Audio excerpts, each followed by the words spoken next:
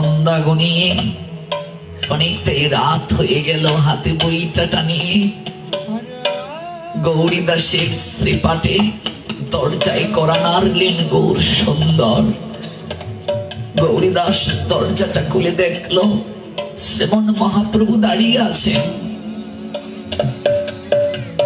হাতে তার একটা বইটা। প্রভু, তুমি এত রাতে? তোমার কথা খুব মনে হচ্ছিল গৌরীদাস। আমার কেন জানি ইচ্ছে হচ্ছে আজ তোমার হাতে আমি প্রসাদ গ্রহণ করব, তাই তো আমি থাকতে পারলাম না।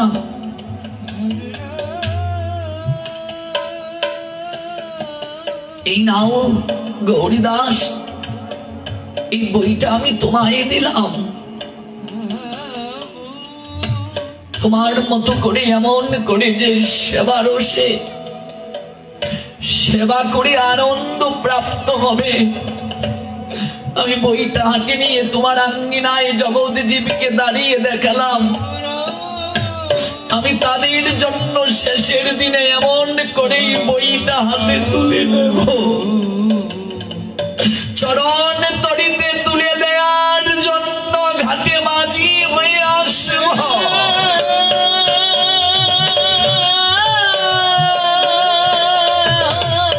এরই নাম সেবানন্দরী বাবা। বহু জন্মের সৌভাগ্য না থাকলে এই ভক্তের সমাগম ঘটানো যায় না, সেবার সুযোগ হয় না।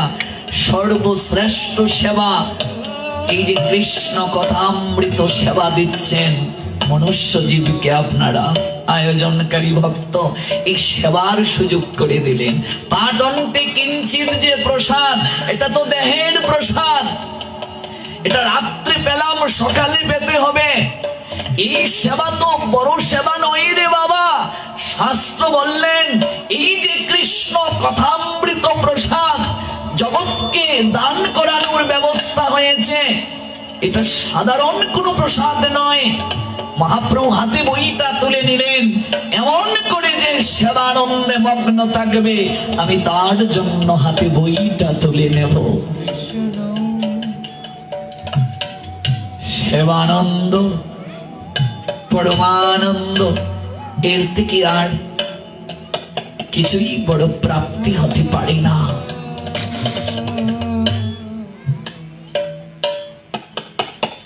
শ্রীমন মহাপ্রভু প্রেম পুরুষোত্তম,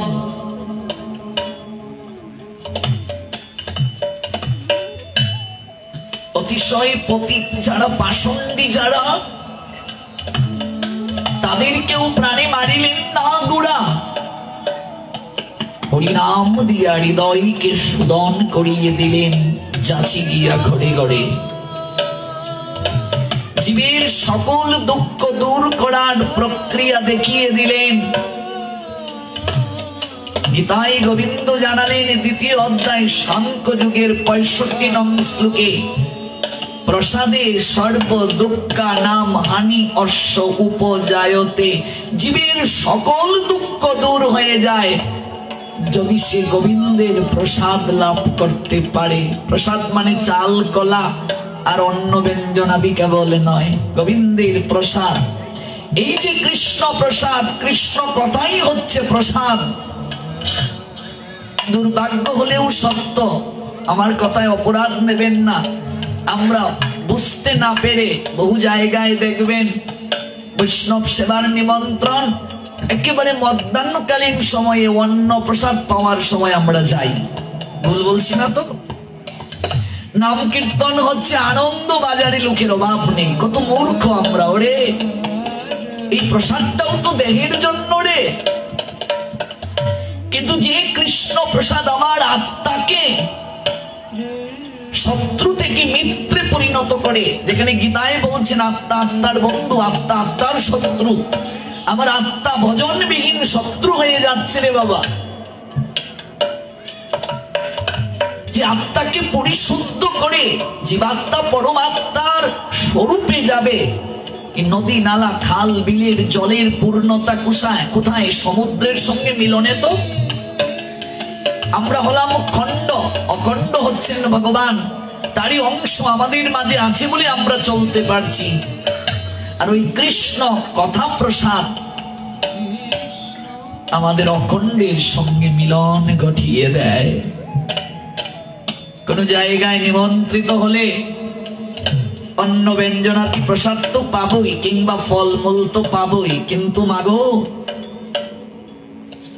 এই সময়ে যাবে না, গেলে ঠকবে। যাবে কৃষ্ণ কথা শুরু হওয়ার অনেক পূর্বে, ভগবানের কথা গিয়ে শ্রবণ করো। আজ হয়তো বুঝতে পারছো না এই শ্রবণ তোমার জীবনে কি। তুমি ভুলে যেতে পারো জীবনে কটা ভাগবত পাঠে তুমি গেলে, গীতা পাঠে কবার গেলে, ঠাকুর ঘরে কবার প্রবেশ করলে, তুমি ভুলে যেতে পারো। কিন্তু এই সাক্ষী দেবী ভক্তি দেবী ভুলছেন না।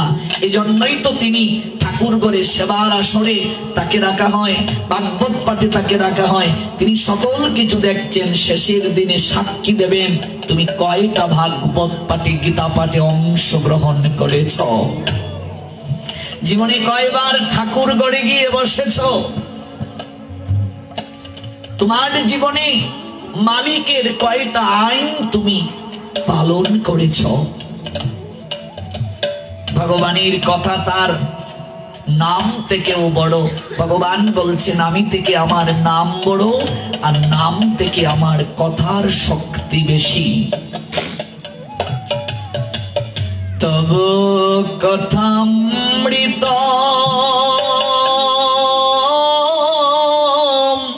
তপ্ত জীবন,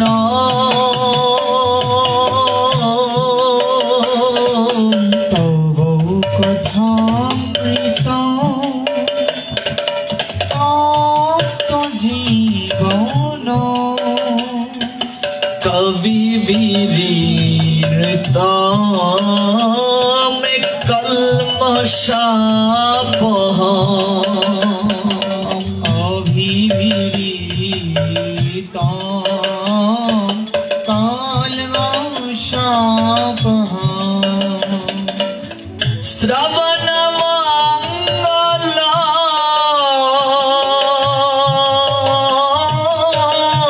শ্রীমদ তত,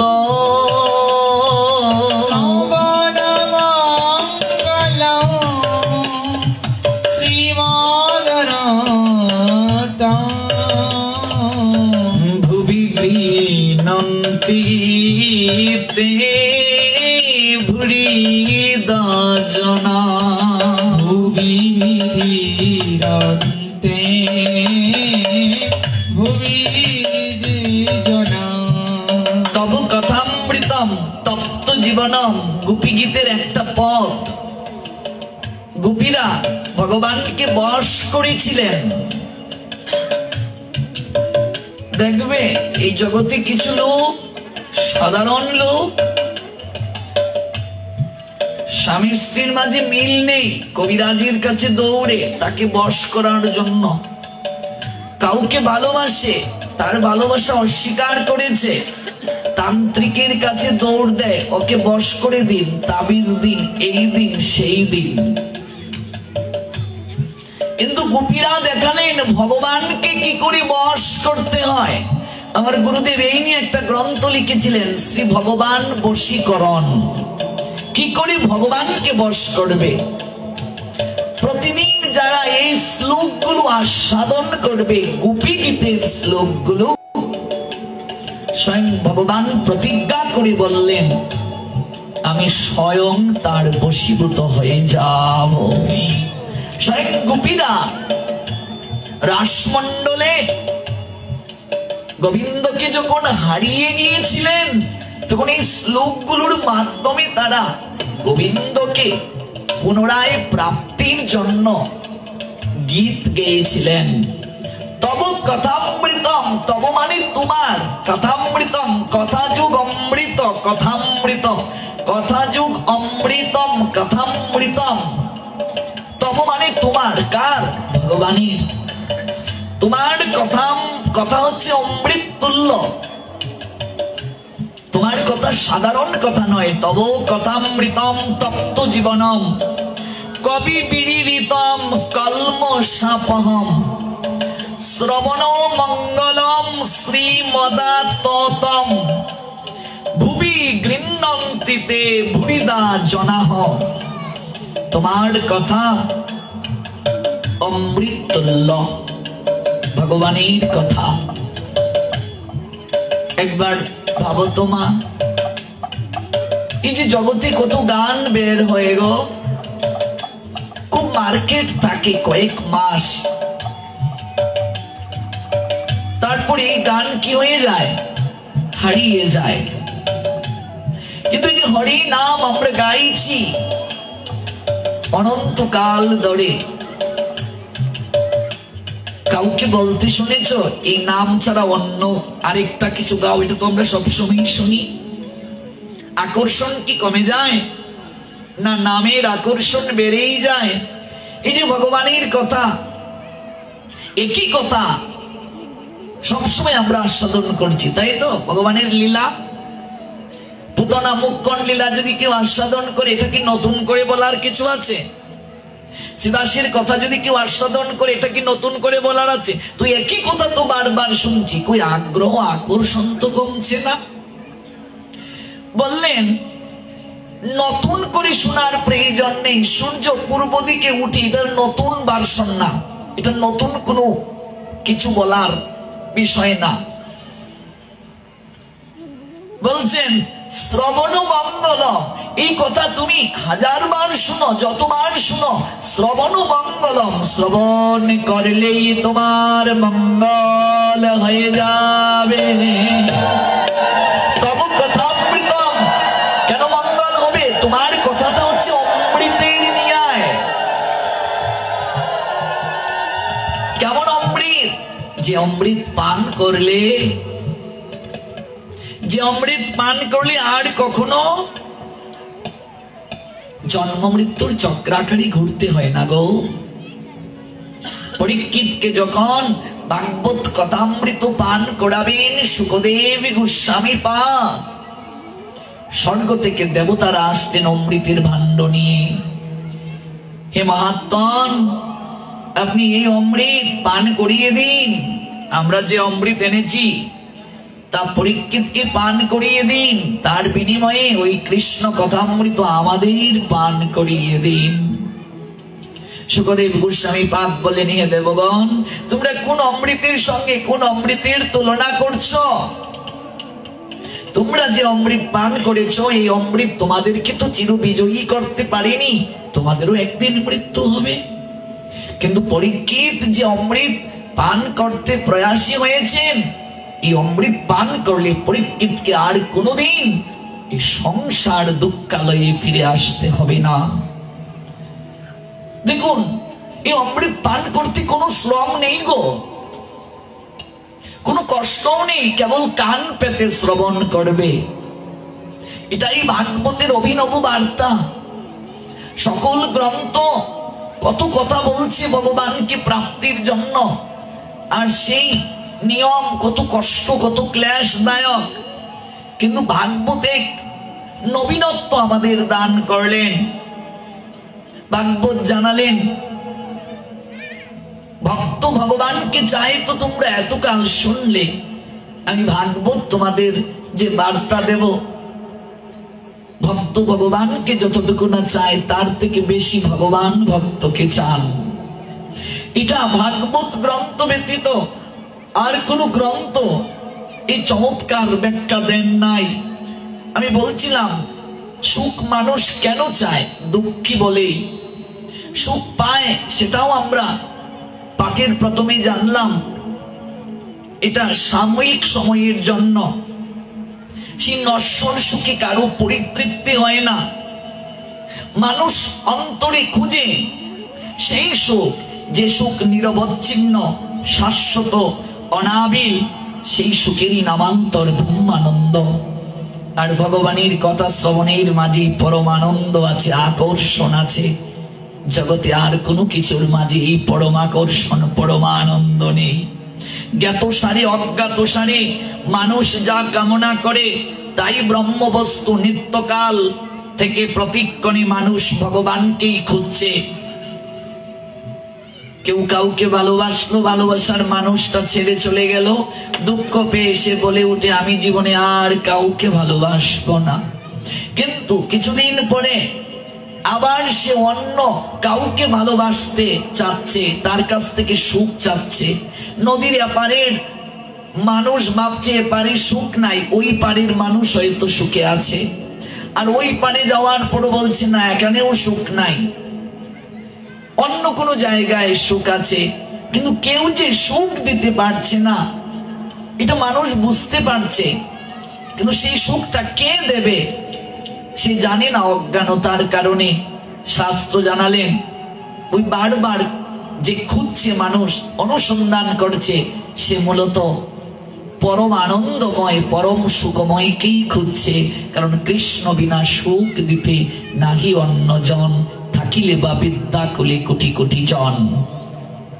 মানুষ অনুসন্ধান করে তাকে, কিন্তু কোন পথে তাকে ডাকতে হয় সেই পথের সন্ধান সে জানে না। শাস্ত্র সমূহ জীবকে নির্দেশ দেন সেই পরম পথকে।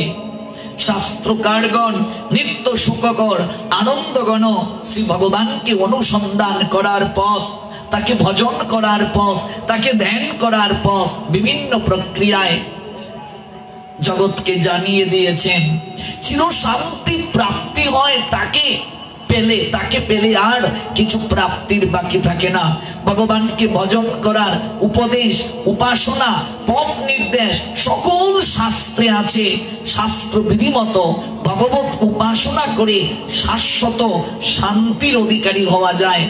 ভাগ্যবান যারা তারা সেই পথ অবলম্বন করতে পারে, আর যারা ভাগ্য হতো তারা এত কঠিন সাধন করতে পারে না, ভজন করতে পারে না।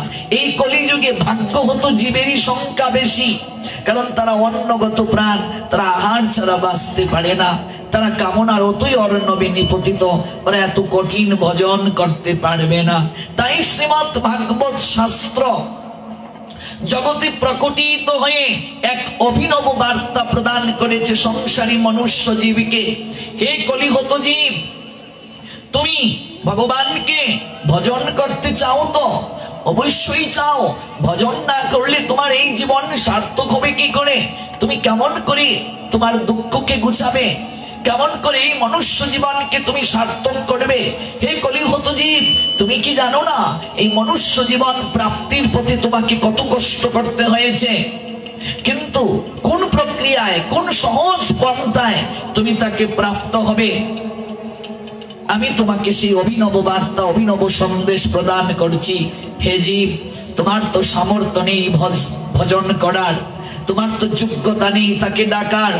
গ্রহণ করো তুমি আমার কথা, থাকো তুমি কেবল কান পাতিয়া নীরবে। তুমি তাকে আর কতটুকু ডাকবে? তুমি তাকে কতটুকু ভজন করবে? তুমি কান পেতে কেবল শ্রবণ করো, সেই মুরলীধর বংশী বাজাইয়া তোমাকেই ডাকছেন। তোমার তাকে ডাকতে হবে না, তিনি তোমায় ডাকছেন। তুমি কেবল কান পেতে শ্রবণ করো তার কথা। ওই কথা শ্রবণ করতে করতে তোমার চিত্ত মার্জন হয়ে যাবে। ওই কথা শ্রবণ করতে করতে তোমার হৃদয়ে প্রেম জাগ্রত হয়ে যাবে। এজন্যই গোপীরা বললেন, তব কথামৃত শ্রবণ করলে মঙ্গল হয়ে যায়, অতৃপ্ততা দূর হয়ে যায়। তোমার তার জন্য কতটুকু আরতি আছে, তোমার অপেক্ষা অধিক গুণ আরতি নিয়ে তিনি তোমায় আহ্বান করছেন। ভাগবতের ভগবান মুরলীধর, নিরন্তর মুরলী তিনি বাজাচ্ছেন আমাদের জন্য।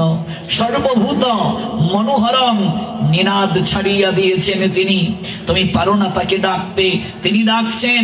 মানুষ ভগবানের কাছে যেতে পারে না, তাই ভগবান করুণা করে উপর থেকে নেমে আসেন। ইয়াদা ইয়াদা হি ধর্মস্য গ্লানির্ভবতি ভারত অভ্যুত্থানাম ধর্মস্য তদাত্মানাম সৃজাম্যহম পরিত্রাণায় সাধুনাম বিনাশায় চ দুষ্কৃতাম ধর্ম সংস্থাপনার্থায় সম্ভবামি যোগে যোগে। এক রাজা যাচ্ছেন সভাসদেরকে নিয়ে বজ্রা করে নৌবিহারে। মন্ত্রী মহোদয়ের সঙ্গে, ধর্মমন্ত্রী যিনি, তার সঙ্গে বারংবারই তার একটা বাক বিতণ্ডা হতো যে ভগবান তিনি কেন আসবেন মনুষ্য রূপ ধারণ করে জগতে, এটা আমি মানতে পারি না। মন্ত্রীও সুযোগ খুঁজেন একটা উদাহরণ দিয়ে রাজাকে যেন বোঝানো যায়, তাই মন্ত্রী সেই সুযোগটা আজ পেলেন। তিনি বজরা থেকে রাজার একমাত্র ছেলেকে তিনি ভাবছেন আমি জলে ফেলে দেব, আবার ভাবছেন তা যদি হয় আমার গর্দান যাবে, কিন্তু একটা কিছু তো করতেই হবে। তাই ছেলেটাকে একটা কামরার মাঝে রেখে দরজা বন্ধ করে হঠাৎ মন্ত্রী চিৎকার করে ডাকছেন, মহারাজ মহারাজ, রাজকুমার জলে পড়ে গেছেন। একটা পাথর জলের মাঝে ফেলে তিনি বলছেন রাজকুমার জলে পড়ে গেছেন, অথচ রাজকুমার কামরার মাঝে বন্দী, আবদ্ধ করে রেখেছেন। রাজা দৌড়ে আসছেন, এসে তিনিও ঝাঁপ মেরে বজরা থেকে জলে নেমে গেলেন। কিছুক্ষণ ডুব দিয়ে ছেলে পেলেন না, রাজাকে তোলা হলো। মন্ত্রী, তুমি তামাশা করছো আমার সঙ্গে? ছেলে জলে পড়েনি আর তুমি আমাকে বলছো জলে পড়ে গেছে, আর আমি ডুব দিলাম জলের মাঝে। এই তামাশার পশ্চাতে কারণ কি? বলছে মহারাজ, আপনার উত্তর আমি প্রদান করেছি। কি উত্তর? আপনি সকল কার্য করতে আমাকে আদেশ দেন, আপনার কর্মচারীদেরকে আদেশ দেন, এটা করো ওটা করো, এই করো সেই করো, কিন্তু যখন আপনাকে বলা হলো আপনার সন্তান জলে পড়ে গেছে, আপনি তো আমাকে আদেশ দিতে পারতেন, মন্ত্রী জল থেকে আমার সন্তানকে তুলো। আপনি কর্মচারীকে আদেশ দিতে পারেন, এই জল থেকে সন্তানকে তুলো। আপনি আমাদেরকে আদেশ না দিয়ে সঙ্গে সঙ্গে জলে ডুব দিলেন কেন? বলছে ওরে মূর্খ, কোন বাবার সন্তান জলে পড়ে গেছে, নিচে পড়ে গেছে, দুঃখে আছে, আর সেই বাবা কি কাউকে আদেশ দেওয়ার সময় রাখে রে? সে তো নিজে লাফিয়ে পড়ে জলের মাঝে সন্তানকে তোলার জন্য। মন্ত্রী বলছেন মহারাজ, এই তো উত্তর। আমরা পরম পিতা কৃষ্ণের সন্তান, আমরা কর্ম ফলের কারণে এই ভবসাগরে পতিত হয়ে গেছি। তাই আমাদের পরম পিতা ভগবান তিনি এতটা করুণাময়, আমাদের এই জায়গার দুঃখ দেখে তিনি স্থির থাকতে পারেন না, তিনি স্বয়ং উপর থেকে করুণা করে নিচে নেমে আসেন আমাদেরকে তুলে নেয়ার জন্য। এটা তিনি নিজ মুখে বলছেন, যদা যদাহি ধর্মস্য গ্লানি, যখনই ধর্মের গ্লানি হয়। ভবতীর ভারত, হে ভারত, যখনই গ্লানি হয় ধর্মের, অভ্যুত্থানম ধর্মস্য, ধর্মের উৎপাত বেড়ে যায়, আমি আসি তখনই পরিত্রাণ করার জন্য সাধুদেরকে, পরিত্রাণায় সাধুনাম, আর আসি দুষ্কৃতিকারীদের বিনাশ করার জন্য, আর আসি ধর্ম সংস্থাপন করার জন্য। পরিত্রাণায় সাধুনাং বিনাশায় চ দুষ্কৃতাম ধর্ম সংস্থাপনার্থায় সম্ভবামি যোগে যোগে। তাই বলছেন স্বয়ং উপর থেকে ভাগবতের ভগবান করুণা করে নিচে নেমে আসেন। এটাই বিশ্বের বাজারে ভাগবত শাস্ত্রের অভিনব বার্তা। এই নূতন ঘোষণা শ্রেষ্ঠত্বের পরিচায়ক জগতের দরবারে শ্রীমৎ ভাগবতীয় শাস্ত্র গ্রন্থের ভাগবত আত্মপরিচয়ে বলছে, নিগম কল্পতরুর গলিত ফলম, আমি ভাগবত, আমি বেদ, কল্পবৃক্ষের বিগলিত ফল, আমি গলে পড়িয়াছি কৃপায়, আমি নেমে এসেছি স্বয়ং অসীম করুণায়। গোলকধাম থেকে গোলকপতি নামলেন কালিন্দির পুরীনাঙ্গনে। শ্রী ভগবানের এই কৃপার সংবাদ ছড়ানো আছে শ্রী ভাগবতের পৃষ্ঠায় পৃষ্ঠায়। কম্বা দয়ালুং শরণং ব্রজেম, ইহাই ভাগবতের উদ্ঘোষণা। ডেকে জিজ্ঞাসা করেছেন জগতের সকল শাস্ত্রকে, এমন দয়াল ঠাকুর আর কে আছে গো? দেখাও দেখাও, এমন দয়াল কে আছে যে পুতনা স্তনের মাঝে কালকুট বিষ মিশিয়ে নিয়ে গেল, অথচ সেই পুতনাকে সেই ভাগবতের ভগবান মায়ের স্থান দিয়ে দিলেন। দেখাও তো কোন শাস্ত্রে এমন লীলা আছে কিনা, দেখেছো এমন কাউকে? ব্রজের সখারা ফল অর্ধেক খেয়ে মিষ্টি নাটক এটা পরক করে বাকিটা ভাগবতের ভগবানের মুখের মাঝে তুলে দেয়। দেখেছো এমন কথা? এমন কথা কোথাও দেখেছো? হ্যাঁ, ওরা মালা গেতে গলায় পরে প্রসাদী মালাটা কৃষ্ণের গলায় পরিয়ে দেয়। আর ভাগবতের ভগবান তিনি আনন্দ প্রাপ্তির জন্য, তিনি তো আনন্দময়, আনন্দই তার একমাত্র উদ্দেশ্য প্রাপ্তির। তিনি স্বয়ং খেলার আয়োজন করেন যে যে হারবে, যে পরাজিত হবে, পরাজিত পক্ষ বিজয়ী পক্ষকে ঘাড়ে করে সমগ্র ব্রজবন ঘুরাবে। স্বয়ং ভাগবতের ভগবান যিনি চিরবিজয়ী হৃদয়েশ, হৃদয়গ্রাহী জনার্দন, তিনি ভক্তের কাছে হেরে যান। শাস্ত্রকারগণ প্রশ্ন করলেন, তুমি হেরে যাও, এটা কি মেনে নেওয়া যায়? তুমি ভক্তের কাছে হারো, এ কেমন কথা? তোমার লজ্জা নেই? ভগবান বললেন, না, আমার পরম আনন্দ ভক্তের কাছে পরাজিত হওয়া। আমি ভক্তের সামনেও থাকতে পছন্দ করি না, আমি তার পিছনে পিছনে যেতে পছন্দ করি। এমন অভিনব সংবাদ ভাগবত ব্যতীত আর কোথায় আছে গো? উদ্ধব প্রশ্ন করলেন, কেন যাও পিছনে পিছনে? তাকে রক্ষা করার জন্য? বলছে, না, আমার সুদর্শন চক্র তাকে রক্ষা করে। তাহলে তুমি কেন যাও? কারণ ভক্ত যখন হেঁটে যায়, আমার এই অনন্ত বিশ্ব ব্রহ্মাণ্ড যে অঙ্গে আছে, সেখানে অনন্ত জীব যে থাকে, আমি পিছনে যাই শুদ্ধ ভক্তের চরণ ধুলি প্রাপ্তির জন্য।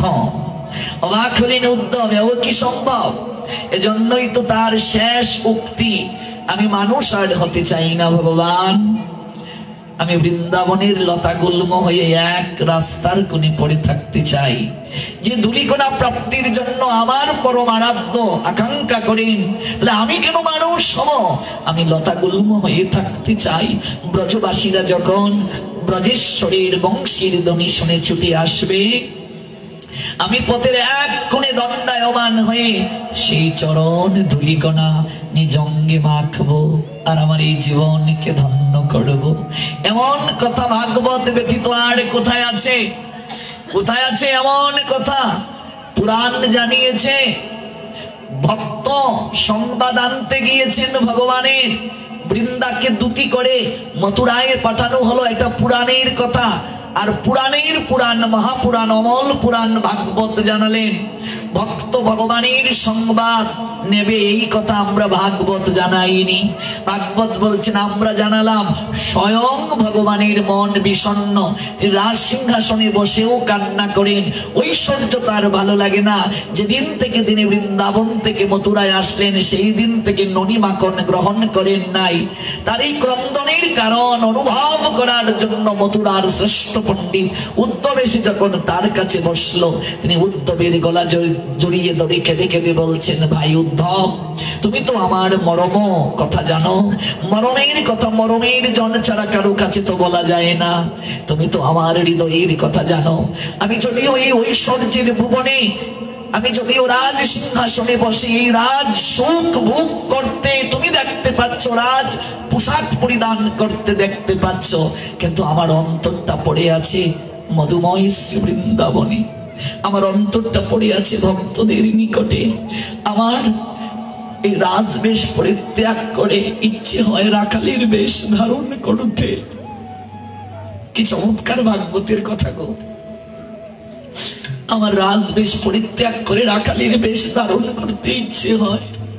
সুদর্শন চক্রকে রেখে আমার হাতে বাঁশি নিয়ে বাঁশি বাজাতে ইচ্ছে হয়। বংশী বাজাইয়া ডাকতে ইচ্ছে হয় আমার ভক্তদেরকে। শ্যামলী দবলি কবলি ওই গাভীদেরকে গলা জড়িয়ে ধরতে আমার একটিবার ইচ্ছে হয়।